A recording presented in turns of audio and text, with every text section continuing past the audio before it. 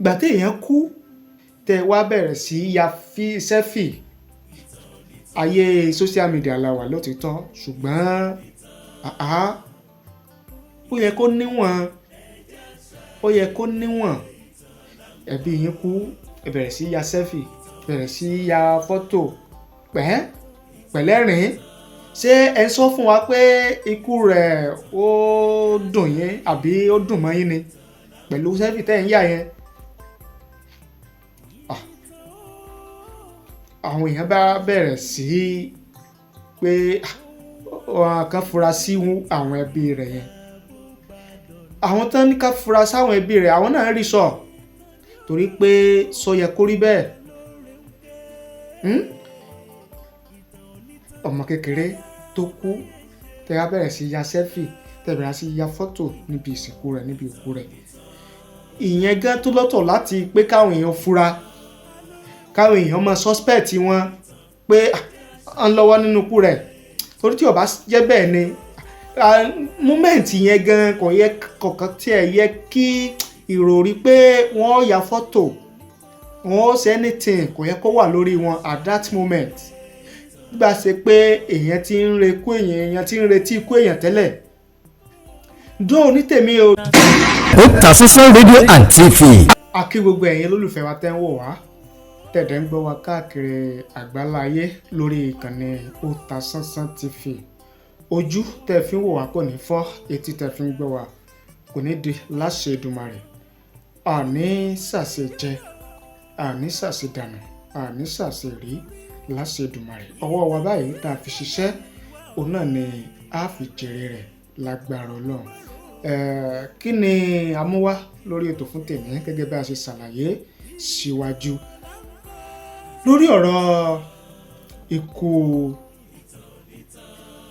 wòlíì obìnrin Mọ́rẹ́níkejì Adélékè Ẹ̀gbin-ọ̀run òun náà ni oríṣiríṣi ọ̀rọ̀ ló ti ń padà súyọ ló ti ń jẹyọ lẹ́yìn ikú Ẹ̀gbin-ọ̀run pàápàá jùlọ lórí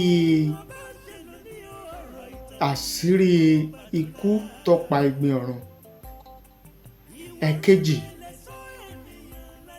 bí àwọn mọ̀lẹ́bí Ẹ̀gbin-ọ̀run àwọn àbúrò rẹ̀ lóbìnrin bí wọ́n ṣe ń ya sẹ́fì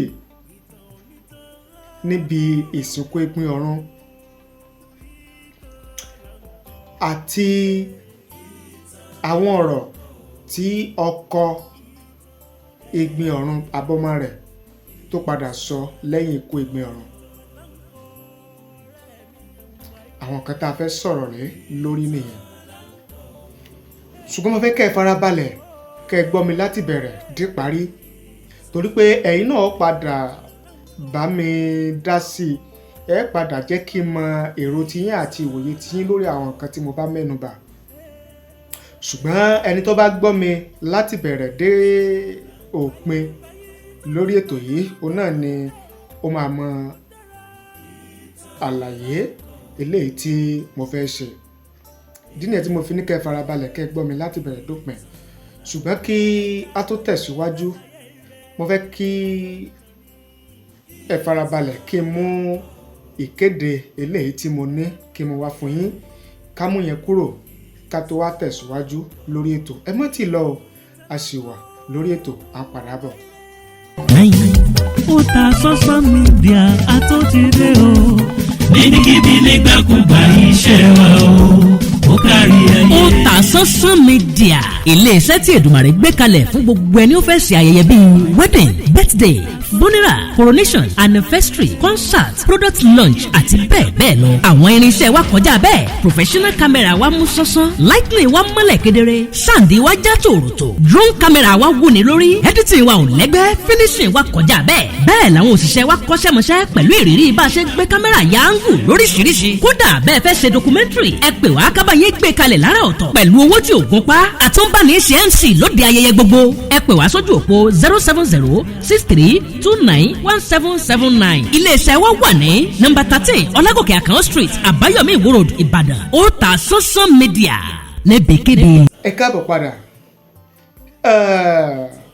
bàbá wòlíì kan àṣírí ìràwọ̀ ó mẹ́nuba ọ̀rọ̀ ikú Egbin Ọ̀run, irú ẹni tí Egbin Ọ̀run jẹ́, bó ṣe jẹ́ ènìyàn pàtàkì, bó ṣe jẹ́ ẹni tó rógolò, bó ṣe jẹ́ gbajúmọ̀ nínú àwọn wòlíì tí Ọlọ́run dẹ̀ gbà fún torí ṣe. Bàbá yẹn jẹ́ ká mọ̀ wípé ṣé ó wá bójúmu bí wọ́n ṣe yára sin Egbin Ọ̀run yẹn. Ṣé ó yẹ kó jẹ́ irú ènìyàn bí Egbin Ọ̀run báyẹn ló máa kú ni wọ́n máa sáré sin bí wọ́n ṣe sáré sin yẹn ọjọ́ kejì tó kú? Bàbá yẹn ní kò bójúmu. Bàbá yẹn ní sísáré tí wọ́n sáré sin òkú yẹn, ìyẹn òkú Egbin Ọ̀run yẹn, wípé ó gba àfúrásì pé ó lọ́wọ́ nú pé kò yẹ. Bàbá yẹn sọ̀rọ̀, ilẹ̀ kún, ọ̀rọ̀ pọ̀ tí bàbá yẹn sọ. Ṣùgbọ́n ká tó tẹ̀síwájú, ẹ jẹ́ kí n mú ọ̀rọ̀ tí bàbá wòlíì àṣírí ìràwọ̀ yẹn, ọ̀rọ̀ tó sọ, ẹ jẹ́ kí n mú wá fún yín. Nínú ọ̀rọ̀ tí bàbá yẹn sọ, màá padà sọ̀rọ̀ lé lórí o, torí mo rí àwọn nǹkan kan dìmú nínú ọ̀rọ̀ tí bàbá yẹn sọ. Ṣùgbọ́n kí n tó tẹ̀síwájú, ẹ̀yin náà mo fẹ́ kẹ́yin náà gbọ́ ọ̀rọ̀ tí bàbá àṣírí ìràwọ̀ tó sọ, ẹ jẹ́ mú wá fún yín ká jọ gbọ́ ká tó tẹ̀síwájú. Sọ fún gbogbo ọmọ Nàìjíríà, ìdí tẹ́ ẹ fi tètè sìn ẹni láti clear wa, torí pé mo rí àwọn àlàyé ibì kan, ṣẹ́gẹ́tì mi, mo rí àwọn àlàyé níbi tí wọ́n gbé sí tòyẹ àwa kọ́ la post yẹ o, so ń táwa bá dẹ̀ rí òun la dẹ̀ máa ṣiṣẹ́ lé lórí. Post yẹ fún wa kárí, àdè lè rí ká kọ̀ mójú kúrò, torí pé arábìnrin yìí kì í ṣe èèyàn bẹ́ẹ̀, kì í ṣe èèyàn bẹ́ẹ̀. Kí ló dé? A ò fẹ́ kó o lọ, a ò fẹ́ kó o lọ, a ò fẹ́ kó o lọ. Ó wà láyé, ẹ criticize ẹ dẹ̀ fẹ́ kó lọ. Ilẹ̀ Yorùbá tá wà, tó bá ti lè lówó báyìí, problem wà, olówó ni problem wà. Tó bá jẹ́ tálákà ló kú sí ẹ lè gbé fún ọjọ́ mẹ́ta, ṣùgbọ́n torí pé ojú olówó, that is the reason why mo máa ń sọ ṣé nǹkan ẹ̀kọ́ tó dùn mí bẹ̀ ni pé àwọn ọmọ ò tí ì dàgbà, torí mo mọ̀ pé táwọn ọmọ ẹ bá dàgbà àwọn ló máa give decision. Ṣé wàá rí àwọn ibì kan wà tí mo máa ṣàlàyé, ṣe rí àwọn tó bá jẹ́ pé wọn àtọkọ ẹ̀ náà tó bá jẹ́ pé wọ́n jọ gbé papọ̀ ni, I'm sure wọ́n ti sáré sí yẹn wọ̀n ní sí. Kí ló dé? Egbin Ọ̀run kéré, Egbin Ọ̀run ó kéré, ó tún tóbi, ṣé gẹ́tì mi bẹ́ẹ̀ sá, ṣùgbọ́n kì í ṣe irú Egbin Ọ̀run ló yẹ kó kú kẹ́ má lè fún ní befitting burial. Ẹ wá sí bẹ́ẹ̀ ni wípé ẹni tó rí ògolo, ẹ wá sí bí ẹni bẹ́ẹ̀. Listen to me, ẹ lọ wo fídíò yẹn, tẹ bá rí bó ṣe sùn, wọ́n gbé ọwọ́ ẹ̀. Listen, àwọn abẹ́rẹ́ kan wà tí wọ́n bá gún èèyàn lè sùn fún odidi ọjọ́ mẹ́ta. We don't know where this thing come from. We don't know where this thing come from. Bóyá abẹ́rẹ́ ni wọ́n gún, kò sẹ́ni tó mọ̀. Ṣẹ́gẹ́tì bẹ́ẹ̀, bóyá abẹ́rẹ́ ni wọ́n gún, kò sẹ́nikẹ́ni tó mọ̀. Ṣé ní ẹ̀ẹ̀kọ́ lè sọ gbogbo èèyàn di afọ́jú? Mo máa sọ fún èèyàn wípé ẹ wà very much careful. Tó o bá ti lè kú, ìgbà tó wà láyé máa sọ fáwọn ọmọ ẹ, tí n bá ti kú, ẹ̀yin ni kẹ́ ẹ jókòó, kẹ́ ẹ decide, ẹ má jẹ́ kí àwọn ọ̀tá wá. Bí èèyàn bá ti lè kú báyìí, ọ̀tá ẹ̀ ló máa kọ́ wá. Tẹ́ ẹ bá rí àwọn èèyàn tí kì í kí ẹ lójú ayé, tó jẹ́ pé nígbà tó kú àwọn ni wọ́n kọ́kọ́ wá. Ẹ fura ibùgbé ìkàlàyé. Ṣé irú Egbin Ọ̀run ò lè wá àkókò lọ bẹ́ẹ̀? Ẹ lọ wo fídíò woman yẹn. I didn't know, mi ò mọ̀ rí, àríra rí, ṣùgbọ́n a ti sọ̀rọ̀ rí, a ti sọ̀rọ̀ rí dáadáa. Wọ́n dẹ̀ Mama Bisi Alawiye Aluko ti ṣe live video kan tí mo dẹ̀ wá ń bẹ̀. If you see the way this woman just appreciate the talent that God gave me. Mama Bisi Alawiye Aluko, wòlíì kan wà bí o bàbá àṣírí ìràwọ̀ ni àìfà ẹgbẹ́ wọn wọlé ọlọ́run fún wọn ní ìmọ̀ gan. I'm telling you the fact. Ohun tó gbé mi lọ́kàn nìyẹn sá. If not, I will just keep silent like this. Àìmọye nǹkan tí mo rí lórí social media tí máa gbójú kúrò. Bẹ́ẹ̀ ọba ti lè lówó ní Nàìjíríà. Ẹ kì í tọ́ pínpín ìgbà tó ń jẹyà ìgbà tó bá lówó lẹ́ máa ń tọ́ pínpín. Àwọn èèyàn kan ti bẹ̀rẹ̀ sí ọmọ ọdún mélòó ni kí ló kọ́ ẹ pẹ̀lú ọjọ́ orí ẹ̀. Ara wọn nìyẹn o. Ṣé irú àwọn tó kóra wọn lọ sí TikTok? Ṣé irú àwọn tó kóra wọn lọ sí TikTok tí wọ́n lọ ń bú egbin ọ̀run yẹn? Ṣé èrò bóyá irú àwọn yẹn tí wọ́n bá jẹ́ family àbí tí wọ́n bá jẹ́ ọ̀rẹ́ àbí tó bá jẹ́ aládùúgbò tó súnmọ́ ṣé èrò bóyá wọ́n máa gbàdúrà pé kó wá sáyé? Ní ọjọ́ yẹn gan àwọn kan àdúrà wọn ní pé kò gbọdọ̀ wá sáyé. Àdúrà àwọn kan ní pé kò gbọdọ̀ jí. Ta ló fún yín ní assurance wípé tẹ́ bá fi egbin ọ̀run sílẹ̀ bẹ́yẹn di odidi ọjọ́ mẹ́ta pé kò lè jí padà? Bọ̀bọ̀ kan kó fi orúkọ bò láṣìírí ṣùgbọ́n tí n bá sọ̀rọ̀ ẹ lọ wòlíì náà ní sá tí n bá sọ̀rọ̀ ẹ lọ àwọn èèyàn wọ́n máa understand bọ̀bọ̀ tí mò ń sọ yẹn. In fact bí odidi bí ọjọ́ mẹ́ta ni àwọn èèyàn fi ń gbàdúrà fún lórí social media tó dẹ̀ ti wọ́ kó máa nílùú òyìnbó fún odidi ọjọ́ mẹ́ta. Bọ̀bọ̀ yẹn odidi ọjọ́ mẹ́ta ni wọ́n fi ń gbé fọ́tò ẹ̀ kiri lórí social media. Ẹ̀ẹ́dẹ̀ jẹ́ ká gbàdúrà fún odidi ọjọ́ mẹ́ta náà fún ìgbì ọ̀run kọ́nà lùdẹ. Adé ti rò pé àwọn kan ṣẹ́ni tó jẹ́ ní gbèsè ló máa sọ pé kò jì. That's the problem of Nigeria. Ṣẹ́ni tó jẹ́ ní gbèsè òun ló máa gbàdúrà kò jì. Ṣẹ́ni tó rí ẹ tó lára òkú ẹ ṣé òun ló máa gbàdúrà fún ẹ pé kò jì. Nǹkan yòókàn tó dùn méjì ń bẹ ni pé àwọn ọmọ ẹ̀ kéré. Bàbá yẹn pẹ̀lú bó ṣe sọ̀rọ̀ yẹn pé kò yẹ kó jẹ́ irú egbin ọ̀run bó ṣe pàtàkì tó bó ṣe lọ́lá tó bó tún ṣe jẹ́ wòlíì tó sì rógolò pé kò yẹ kó kú báyẹn kí wọ́n wá sáré sìn bí wọ́n ṣe sáré sìn yẹn. Ìbéèrè mi àkọ́kọ́ tẹ́ ń gbọ́ mi tẹ́ ń wò mí tí ẹ jẹ́ kí n mọ èrò tí yín lórí rẹ̀ ní pé ṣé wọ́n sáré sìn báyẹn at least ọjọ́ kejì ni wọ́n sìn. Wọ́n kéde òkú rẹ̀ ní ọ̀sán mọ́rọ̀lẹ́ wọ́n dẹ̀ sìn ní ọjọ́ kejì tí wọ́n sìn yẹn kì í ṣe àárọ̀ ọwọ́ ọ̀sán mọ́rọ̀lẹ́ náà ni wọ́n sìn. Ṣé wọ́n sáré sìn báyẹn àti pé sọ yẹ kí a fura sọ yẹ ká lérò pé àwọn kan ni wọ́n ṣekú pa egbin ọ̀run pé àwọn kan ni wọ́n wà nídìí ikú rẹ̀ sọ yẹ ká lérò. Tí mo fi ń béèrè ni wípé àìmọye èèyàn òun náà ni ó kú lọ́jọ́ tí egbin ọ̀run kú yẹn. Àárẹ̀ ń tó egbin ọ̀run lọ́jọ́ orí tó náà kú lọ́jọ́ yẹn tọ́pọ̀. Àárẹ̀ tí wọ́n jọ jẹ́gbẹ́ tí àwọn náà kú lọ́jọ́ yẹn tí wọ́n pọ̀. Àárẹ̀ tí àwọn tó ju egbin ọ̀run lọ́jọ́ orí táwọn náà kú lọ́jọ́ yẹn tó pọ̀. Àárẹ̀ àwọn tí wọ́n lọ́lá bíi tiẹ̀ táwọn náà kú lọ́jọ́ yẹn tó pọ̀ nínú ayé. Àádẹ́ ráwọn tí wọn ò lọ́lá tó táwọn náà kú lọ́jọ́ yẹn tó pọ̀ nínú ayé. So pé egbin ọ̀run kú bó ṣe kú yẹn àti age tó kú yẹn ṣé yẹn ló wá yẹ ká fi fura sáwọn èèyàn tàbí pé ká máa lérò pé èèyàn ló pa pé wọ́n lọ́wọ́ nínú ikú rẹ̀ àbí ògo tó ní yẹn bó ṣe lọ́lá bó ṣe rógolò yẹn bó ṣe jẹ́ èèyàn pàtàkì bó ṣe gbajúmọ̀ yẹn ṣé ló fi yẹ ká fura sáwọn ẹni pé fẹ́ni sẹ́nìyàn kan pé wọ́n lọ́wọ́ nínú ikú rẹ̀ ni àbí ló fi yẹ ká máa rò pé ikú rẹ̀ tọwọ́ àwọn ènìyàn wá.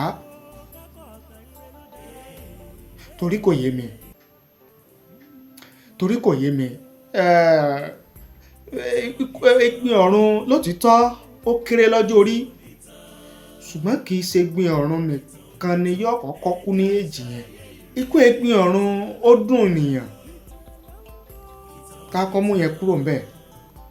Ikú egbin ọ̀run ó dùn ènìyàn pàápàá jùlọ àwọn tó súnmọ́ egbin ọ̀run ó máa dùn wọ́n jù pàápàá jùlọ àwọn tí egbin ọ̀run ti ṣoore fún tó ti ṣàánú fún tí wọ́n ti rí ìrànlọ́wọ́ kan tàbí méjì gbà tàbí jù bẹ́ẹ̀ lọ gbà lọ́wọ́ Egbin Ọ̀run, ikú Egbin Ọ̀run máa dùn wọ́n gan. ṣé ti ilé tí Egbin Ọ̀run ṣẹ̀ṣẹ̀ kọ́ yẹn ṣé ilé èèyàn fẹ́ rò ni, tàbí àwọn ọmọ rẹ̀ tó kéré tó fi sáyé lọ, tàbí àwọn ènìyàn tí Egbin Ọ̀run ṣàánú fún, ṣé la fẹ́ sọ ni, tàbí tìjọ tí Egbin Ọ̀run fi sílẹ̀, ṣé ńlá ní kò dùnyàn ni rárá. ṣùgbọ́n bí àwọn èèyàn ṣe wá ń fẹ́ máa sọ ikú rẹ̀ di ìṣù, òun ni ó ń kọ èmi lóminú pé ó ṣe jẹ́ pé tí gbajúmọ̀ bá ti kú, òun ni a wà á sọ ọ̀rọ̀ kú àwọn gbajúmọ̀ di ìṣù, táwa fẹ́ máa rò ó sí àwọn kan pé àwọn kan ṣekú pa, pé èèyàn jẹ́ gbajúmọ̀, pé èèyàn jẹ́ olówó, pé èèyàn jẹ́ lọ́lá. Ọlọ́run sọ pé torí pé èèyàn jẹ́ lọ́lá, torí pé èèyàn lówó, torí pé èèyàn rógolo, torí pé èèyàn jẹ́ gbajúmọ̀ kó má kó rárá. Gbogbo ẹ̀dá tó bá ti wálé ayé ló máa tọ́kú wò, gbogbo ẹ̀dá, gbogbo ẹ̀mí tó bá ti wálé ayé ni ló máa tọ́kú wò. Dandan ni kú yẹn. Ìtẹ̀yìn òsì mọ̀gbà tó máa jẹ́, àákànmọ́ gbàládùúrà pé kọ́bẹ̀ Èdùmàrè kọjọ́ jìnnà, kọjá ká pẹ́ láyé, òun la máa ń gbàdúrà, ṣùgbọ́n gbígbà rẹ̀ dọwọ́ Ọlọ́run. Lára ọ̀rọ̀ táwọn èèyàn tó ń sọ òun ni bí àwọn àbúrò Egbin Ọ̀run bí wọ́n ṣe ń ya sẹ́fì níbi ètò ìsìnkú rẹ̀. ìlànà fi máa ń sọ wípé ẹjẹ́ á máa mọ nǹkan tí a máa sọ, ká máa mọ nǹkan tí a máa ṣe, ká máa sọ ìwà wa, ká máa sọ ìṣe wa. Ìgbà tí èèyàn kú tẹ́ ẹ sì ń fi hàn kó dùn yín, tẹ́ ẹ wá bẹ̀rẹ̀ sí ya sẹ́fì. Ayé social media la wà lótìítọ́, ṣùgbọ́n ó yẹ kó níwọ̀n, ó yẹ kó níwọ̀n. Ẹbí yín kú, ẹ bẹ̀rẹ̀ sí ya sẹ́fì, bẹ̀rẹ̀ sí ya fọ́tò pẹ̀lẹ́rìn. Ṣé ẹ sọ fún wa pé ikú rẹ̀ ó dùn yín àbí ó dùn mọ́ yín ni pẹ̀lú sẹ́fì tẹ́ ẹ̀ ń yà yẹn? Àwọn èèyàn bá bẹ̀rẹ̀ sí pé wọn kan fura sí àwọn ẹbí rẹ̀ yẹn. Àwọn tán ní ká fura sáwọn ẹbí rẹ̀, àwọn náà rí sọ, torí pé sọ yẹ kó rí bẹ́ẹ̀. Ọmọ kékeré tó kú, tẹ́ a bẹ̀rẹ̀ sí ya sẹ́fì, tẹ́ bẹ̀rẹ̀ sí ya fọ́tò níbi ìsìnkú rẹ̀, níbi òkú rẹ̀. Ìyẹn gan tó lọ́tọ̀ láti pé káwọn èèyàn fura, káwọn èèyàn mọ suspect wọn pé à ń lọ́wọ́ nínú ikú rẹ̀. Torí tí ó bá jẹ́ bẹ́ẹ̀ ni moment yẹn gan kò yẹ kọ̀ọ̀kan tí ẹ yẹ kí ìròrí pé wọ́n ya fọ́tò, wọ́n ṣe anything kò yẹ kó wà lórí wọn at that moment. Gbà ṣe pé èèyàn ti ń retí ikú èèyàn tẹ́lẹ̀. Dó ní tèmi o, mi ò mọrú àwọn èèyàn táwọn yẹn jẹ́ o, bóyá àbúrò ni, bóyá ẹ̀gbọ́n ni, bóyá ọ̀rẹ́ ni, bóyá mọ̀lẹ́bí ni, bóyá alájọṣe ni, bóyá ọmọ ìjọ ni, èmi ò mọ̀. Ṣùgbọ́n at that moment kọ̀ọ̀kan tí ẹ yẹ kí ìròrí gbáyà fọ́tò, á ṣe sẹ́fì, á ṣe nǹkan, kò yẹ kí á kó sáré wá sí orí ọkàn wọn tàbí orí ìròrí wọn at that moment. Pẹ̀lú bá ṣe yẹ àrí àpẹẹrẹ pé ìṣẹ̀lẹ̀ yẹn dùn wọ́n. Ẹ jẹ́ kí n put ẹ̀ báyẹn. Àrí àpẹẹrẹ pé ìṣẹ̀lẹ̀ ikú Egbin Ọ̀run yẹn, ẹni tí wọ́n dúró tì yẹn, àrí kó dùn wọ́n. Àrí nínú òṣìṣì wọn pẹ̀lú bí wọ́n ṣe ń ya fọ́tò, bá ṣe ń ya sẹ́fì yẹn, àrí ìṣẹ̀lẹ̀ ikú Egbin Ọ̀run yẹn pé ó dùn wọ́n. Ó sì jẹ́ nìyẹn. Orúkọ tèmi ò yí padà, Tajudeen Olówó Òkèrè lórúkọ tèmi. Ìnàjú ẹ̀kàn tí bọdẹ lẹ́rù ní gbogbo gbà. Ẹ̀ṣọ́ kò yí ni mí, ìkòyí ẹ̀ṣọ́ nílé bàbá tó bí mi lọ́mọ.